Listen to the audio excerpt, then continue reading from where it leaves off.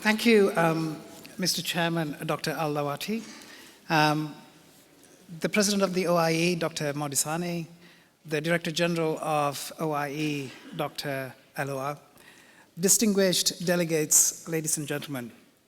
It's a huge pleasure for me to stand here and share some of the experiences that the foundation, as the Bill and Melinda Gates Foundation, has had in establishing public-private partnership in the veterinary sector and in livestock development around the world. And first of all, before I start, I'd like to thank the OIE Council, which approved this presentation, and to my fellow authors who have contributed significantly in preparing the paper and the presentation, and all the others who helped to put this together. So before I go too much into the detail of private-public partnership, just a few words about the Gates Foundation. As many of you know, the Gates Foundation was created or established in year 2000 with the belief that all lives have equal value, and therefore every person deserves the right, the chance to live a healthy and productive life. And this was the fundamental philosophy and the belief that created the foundation. And when we looked at programs that could have a significant impact, agriculture became one of the main ones. And to this day, it remains the second largest program in the foundation in terms of the resources we allocate, dollar resources we allocate, and the people resources we have in a single program. So this is why, and then within the agriculture program, livestock became a significant. When we looked deeply into agriculture, it was very clear that livestock contributed roughly 30 to 40% of ag GDP, particularly in the developing world. And therefore, we could not ignore that sector. And when we looked at where the development, how much of the development assistance goes into livestock, it was very clear it was single-digit investments. In agriculture, if you look at in 2015, according to the World Bank data, about 4.5% of agriculture spending went into livestock in terms of development assistance. So this was very disproportional to the contribution livestock was making in agriculture. And our co-chairs, Bill and Melinda, committed to, within 5 years, this happened in 2012, within 5 years, they committed to bringing our spending to at least 20% of the agriculture development spending within the foundation. And I'm happy to say in 2016, we reached that goal, and we are still growing, and based on the impact livestock has in poor people's lives, as well as the contribution it makes to agriculture. So that's how we believe livestock is important in the development sector, and the foundation, it's important. But more importantly, as we all know, the UN Sustainable Development Goals have committed to creating a better world by 2030, and created 17 goals to achieve that ultimate objective. And this is a slide, I don't intend to go through all the details, but just to highlight, this is a slide that FAO prepared to show the linkages between each of the Sustainable Development Goals and how livestock could contribute. So it's a huge opportunity and a need for us to do everything possible to develop livestock towards contributing to the Sustainable Development Goals, and therefore a better society and a better world. Furthermore, if you look at the opportunities and needs, this is an example of sub-Saharan Africa. Livestock demand is expected to grow, and the macroeconomic drivers show that this trend will go for the foreseeable future, keep growing for the foreseeable future. And this is driven by, population. If you take sub-Saharan Africa, it is expected the population compared to 2010 would double by 2050. And these are according to the UN population data, FAO, as well as McKinsey Global Institute information. Furthermore, this increasing per capita income is expected to drive this demand for animal source proteins as well as livestock in general. Furthermore, the urbanization, the infrastructure growth, the consumer preferences is also likely to have an additive impact or additive influence into this demand, and therefore increasing. And the prediction now by 2050, we believe that in sub-Saharan Africa alone, the livestock product demand will grow by over 160%. So there is a huge demand and huge expectation from the livestock sector to contribute not only for a better world, for better nutrition, nutritional safety, food security, as well as achievement of sustainable development goals. So quite rightly, the 17th Sustainable Development Goals calls for public-private partnerships. Partnerships because we cannot achieve, a single sector cannot achieve these ambitious goals that we have set ourselves without partnering with each other. And this calls for government, civil society, UN organization, multilateral organization, and private sector to come together in delivering this, what is needed to achieve these Sustainable Development Goals. More recently, the African Union, IBA, published the Livestock Development Strategy for Africa 2015 to 2035, where it specifically calls out for effective private sector participation is key driving force which needs to be encouraged and facilitated at all levels. And it calls for appropriate policies, regulatory framework, and engagement platforms with the private sector in order to achieve these sort of collective goals that we have set ourselves. So public-private partnerships, I'm sure lots of people, this is nothing new. Lots of countries, even in the veterinary sector, livestock sector, effectively use this in varying degrees. Private and PPPs, our public-private partnerships, have different meanings to different people.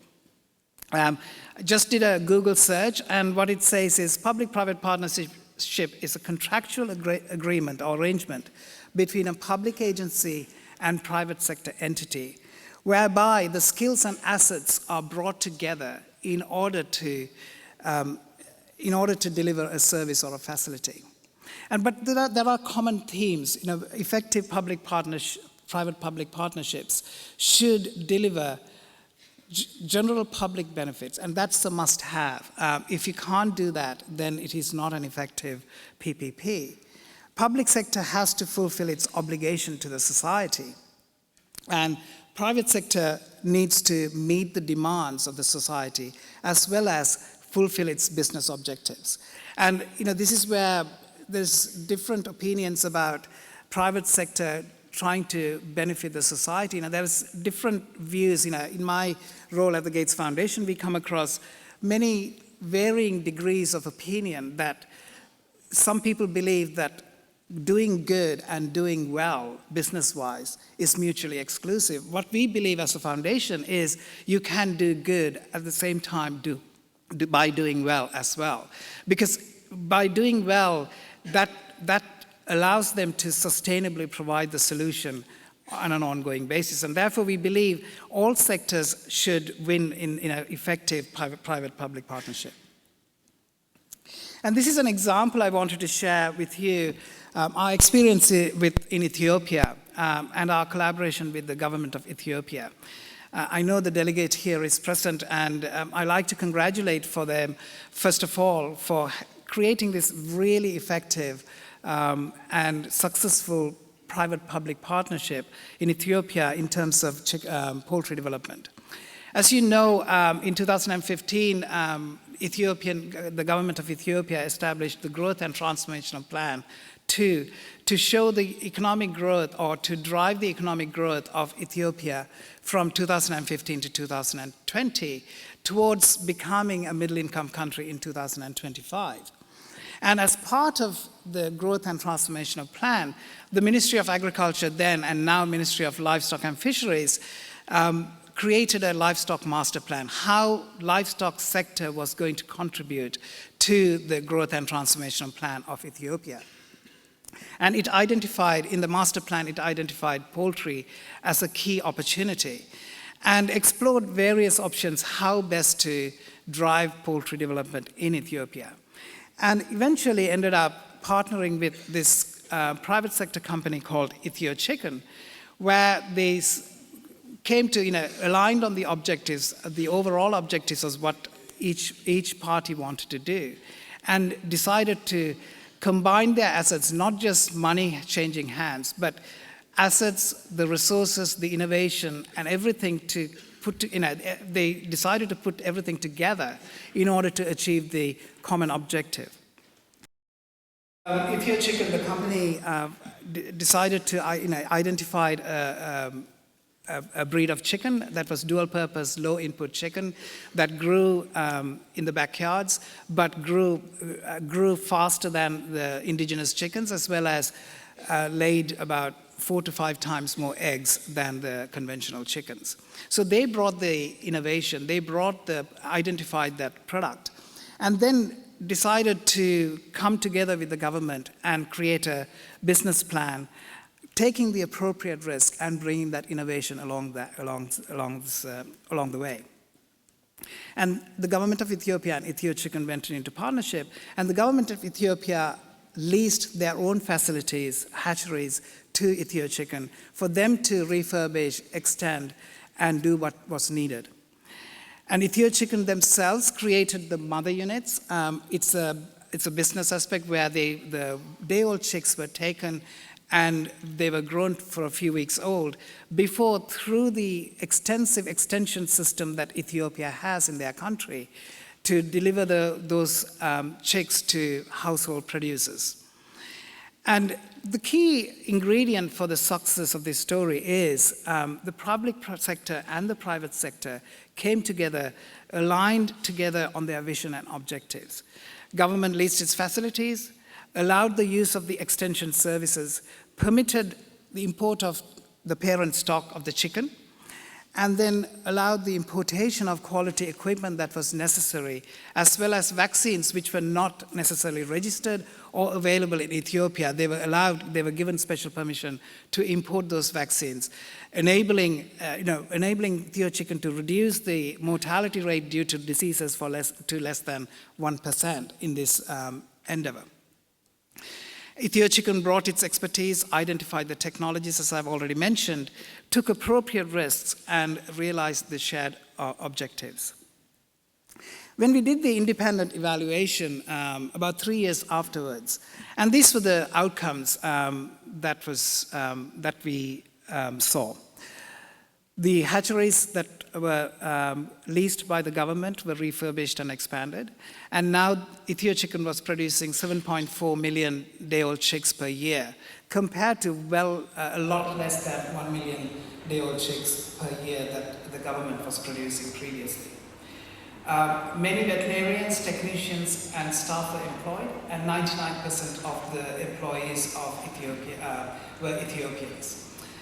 85% of the household producers were women, and as we know, there's plenty of evidence to show that when you involve women and give the assets and control of assets to women, the household outcomes in terms of education, nutrition, and general well-being is that much enhanced. So this was a clear successful PPP, not only to drive a successful PPP, but also to enhance the outcome of this partnership in terms of general well-being of the society.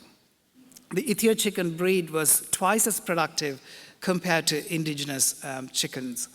And the eggs, 30 to 50% of the eggs were sold and the rest were consumed. And it's a good proxy for enhanced household nutrition status. The eggs produced by Ethio Chicken were fetched 20% higher price, which resulted in more than 3.5 times the household income compared to indigenous chickens. And also the chicken meat of Ethio Chicken fetched more than 30% higher price, resulting in doubling the household income. So in all of this, the reason I just shared is, there's a win-win-win for everybody here. The society won, the private sector won, the public sector fulfilled its obligation to its people. So we do a lot of this private-public partnership in our program in Livestock and in other programs also. And one of the things, there are some certain common themes that come through when we talk to the private sector. And I just wanted to share this with you as public sector, the delegates here who are responsible for the veterinary services, to hear that. And they are willing to partner with the public sector to contribute to the society while fulfilling their obligations of shareholders. Also contribute to the Sustainable Development Goals and meet the demands that is placed on livestock and the veterinary sector in the coming years. So the expectations, the common themes are a stable policy environment, a transparent regulatory framework that is applied consistently, incentives for innovation because the private sector is willing to take the risk, but they are looking for incentives for innovation and acceptance of technology. Predictable and reliable engagement with the governments and other public sector entities, and work towards a win-win-win philosophy, i.e. society, public sector, and private sector wins. So, this is my last slide. The opportunity, and based on our experience, we truly believe there's a huge opportunity for the public sector to take a leadership role in defining the hierarchy of veterinary service delivery in your various countries. Now, if you look at the developed nations, the provision of veterinary services are very well categorized, and this is a depiction or just a rough sketch to show the different levels of the hierarchy of veterinary services provision. At the top, the apex of the pyramid, you get the policy, regulations, and governance, which is largely done by the government and the public sector. The strategy to deliver the veterinary services and creating the roadmaps is done in consultation with the private sector, but driven and led by the public sector. And then the customer-facing delivery of veterinary services is largely and primarily let the private sector meet that demand because they have the bandwidth and they are able to do that. And this is because, and it is time for us, if you are to meet the SDG goals, if you are to meet the huge expectation and the demand of livestock sector, we need to divide and conquer.